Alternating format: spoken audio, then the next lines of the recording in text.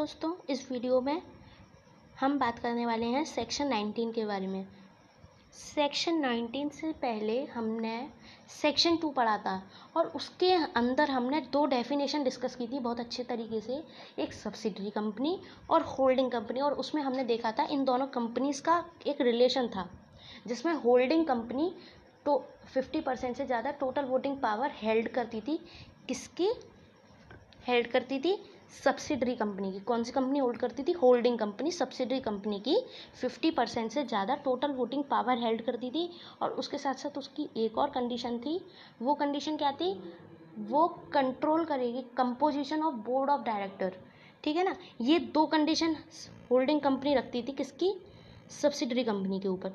ये दो कंडीशन थी होल्डिंग कंपनी की सब्सिडरी कंपनी के ऊपर, तभी इन दोनों का रिलेशन बिल्ड हो पाता। कौन सा? सब्सिडरी और होल्डिंग कंपनी का। ठीक है। और उसमें हमने एक चीज़ पढ़ी है, चलो मान लीजिए ए कंपनी है, ये सब्सिडरी कंपनी है, और बी कंपनी है, ये है होल्डिंग कंपनी, सब्सिडरी और होल्डिंग। ठीक है ना। होल्डिंग कंपनी तो ए कंपनी के शेयर हेल्ड कर सकती है, लेकिन सब्सिडरी कंपनी होल्डिंग कंपनी के शेयर्स हेल्ड नहीं कर सकती। अगर करेगी तो ये कॉन्ट्रैक्ट क्या हो जाएगा? Void contract. कैसा हो जाएगा? Void contract. तो एक बार पढ़ते हैं। Subsidiary company not to hold share in its holding company, मतलब सब्सिडरी कंपनी अपनी होल्डिंग कंपनी के शेयर्स होल्ड नहीं कर सकती। ठीक है ना। अब क्या बोला कि सब्सिडरी कंपनी अपनी होल्डिंग कंपनी के शेयर्स नहीं होल्ड कर सकती। अब बोलता है no company either by itself, मतलब यहाँ पे अभी सब्सिडरी कंपनी की ही बात हो रही है। No company either by itself, ना ही खुद ना ही अपने किसी नॉमिनी के थ्रू, ना ही खुद ना ही अपने नॉमिनी के थ्रू, ठीक है ना, अपने शेयर होल्ड करवा सकती होल्डिंग कंपनी से। होल्डिंग कंपनी के शेयर्स ना ही खुद कर सकती, ना ही किसी अपने नॉमिनी के थ्रू शेयर होल्ड कर सकती। अब पहले तो हमने कंडीशन दे दी कि सब्सिडरी कंपनी तो कर ही नहीं सकती, लेकिन अगर होल्डिंग कंपनी ने दे दिए तो अपने शेयर ट्रांसफ़र कर दिए तो इसलिए इस प्रोविज़न के अंदर, इसमें सेक्शन में पहले ही दे दिया कि होल्डिंग कंपनी के लिए भी कंडीशन है। होल्डिंग कंपनी भी ना ही अपने शेयर ट्रांसफ़र कर सकती, ना ही शेयर अपने अलॉट कर सकती किसको? अपनी सब्सिडरी कंपनी को।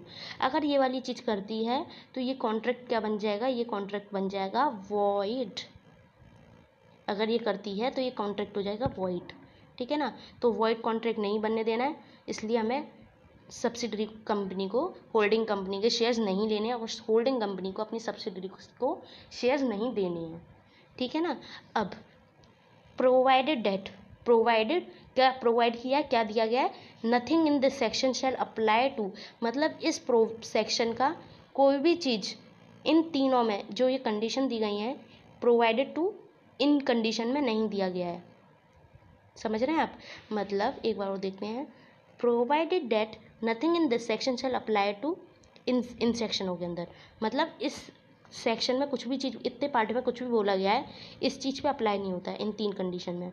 मतलब हर चीज़ की एक्सेप्शंस होती हैं, इसी तरीके से इस सेक्शन की भी ये तीन एक्सेप्शन है। ठीक है ना। अब ये provided nothing in this section shall apply to, ये हमारी लॉ की लैंग्वेज में ही लिखा गया है, वैसे तो हम इसे एक्सेप्शन ही बोलेंगे। ठीक है ना। इसकी एक्सेप्शन है ये। ठीक है ना। तो पढ़ते हैं क्या है। Where the subsidiary company hold such share, मतलब सब्सिडरी कंपनी होल्ड कर सकती है उन शेयर को as a legal representative of deceased member, as a legal representative of deceased member.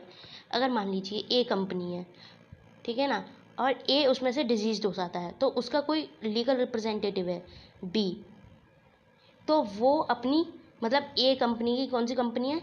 C company, A company की क्या है? सब्सिडरी कंपनी है ए कंपनी, सी कंपनी है होल्डिंग कंपनी। अगर ए डिजीज्ड हो जाता है तो क्या होता है? बी क्या करेगा? B as a legal representative of A company वो सी कंपनी के शेयर क्या कर सकता है? होल्ड कर सकता है इस केस में।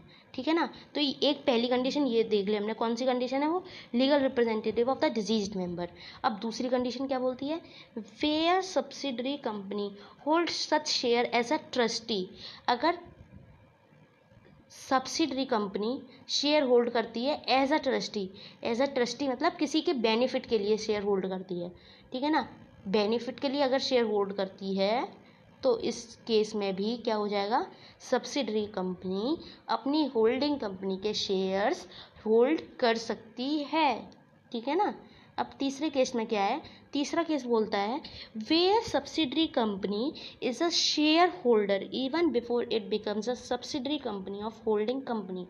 मान लीजिए ए कंपनी है, ठीक है ना, ए कंपनी है सब्सिडरी, बी कंपनी है होल्डिंग कंपनी, लेकिन ये वाला ए कंपनी और B company, A company subsidiary B company holding, ठीक है ना, इन दोनों का रिलेशन बना है। इससे पहले ए कंपनी बी कंपनी के शेयर्स होल्ड कर रही थी, ठीक है ना। बाद में रिलेशन क्या बन गया, बाद में रिलेशन ये बना है, सब्सिडरी और होल्डिंग वाला रिलेशन बाद में बना है, लेकिन पहले से ही सब्सिडरी कंपनी इसके कुछ शेयर होल्ड कर लेती थी, ठीक है ना।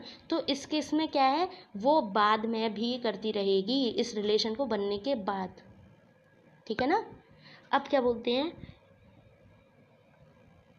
पहली condition legal representative of deceased member, और एज अ ट्रस्टी अगर वो होल्ड करती है शेयर, सब्सिडरी कंपनी होल्ड करती है शेयर होल्डिंग कंपनी के, तो जब मीटिंग होगी, किसकी, होल्डिंग कंपनी की मीटिंग होगी, तो सब्सिडरी कंपनी को भी राइट होगा वोट करने के लिए। कौन सी कंडीशन में, अगर वो legal representative as a legal representative of deceased member hold करेगी या फिर एज अ ट्रस्टी होल्ड करेगी, ठीक है ना, इन दो कंडीशन में। और अगर सी वाली केस में अगर वो पहले से ही होल्ड कर रही थी सब्सिडरी कंपनी होल्डिंग कंपनी के और रिलेशन बाद में बना सब्सिडरी और होल्डिंग का, तो इस केस में वो बाद में भी करती रहेगी। इस वाले केस में सी के पास राइट नहीं होगा, सी के पास राइट नहीं होगा मीटिंग के अंदर जाने का, ठीक है ना।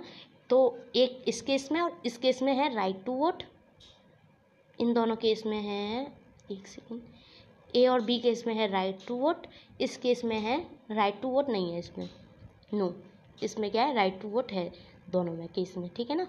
तो एक बार हम रीड करते हैं दोबारा से पूरा। Section 19 subsidiary company not to hold share in its holding company, ठीक है ना। तो अब सब्सिडरी कंपनी की कंडीशन दी है कि सब्सिडरी कंपनी ना खुद आइदर बाय इटसेल्फ ना ही अपने नॉमिनी के थ्रू क्या कर सकती है, होल्ड कर सकती है शेयर अपनी होल्डिंग कंपनी के। अब अगर होल्डिंग कंपनी ने, चलो सब्सिडरी कंपनी के लिए तो सेक्शन में बोल दी गई, अब अगर होल्डिंग कंपनी नहीं मानी तो होल्डिंग कंपनी भी तो बोल सकती है कि कौन सा सेक्शन में दिया है, नहीं दिया सेक्शन में, तो इसलिए होल्डिंग कंपनी के लिए भी दे दिया। नो होल्डिंग कंपनी ट्रांसफर और allot it share to any of its subsidiary company provided that nothing in the section shall apply to where the subsidiary company holds such share as a legal representative of a deceased member, ठीक है ना, legal representative बन के कर सकती है disease member की, ठीक है ना। और where subsidiary company hold such share as a trustee और where subsidiary company is a shareholder even it before become subsidiary company of a holding company, ठीक है ना, इस कंडीशन में करती है, कर सकती है। और अगर इनके अलावा किसी भी कंडीशन में करेगी तो उस कॉन्ट्रैक्ट को क्या बोलेंगे, वॉइड कॉन्ट्रैक्ट, तो वॉइड हो जाएगा ये कॉन्ट्रैक्ट, ठीक है ना। और legal representative of deceased member और एज ए ट्रस्टी होल्ड करेगी तो उनके पास क्या होगा, मीटिंग में राइट टू वोट, किसकी मीटिंग में, होल्डिंग कंपनी की मीटिंग में होगा राइट टू वोट, ठीक है ना। और सी वाले केस में मतलब पहले से करती आ रही है, इस वाले केस में राइट टू वोट नहीं होगा, ठीक है ना। तो इस तरीके से आज हमने इस वीडियो में देखा सब्सिडरी कंपनी के बारे में। अगर आपको ये वाली वीडियो पसंद आई तो प्लीज़ कमेंट करके मुझे ज़रूर बताएं, जिससे कि मैं आपके लिए और वीडियोस बनाऊं। Thank you so much for watching this video.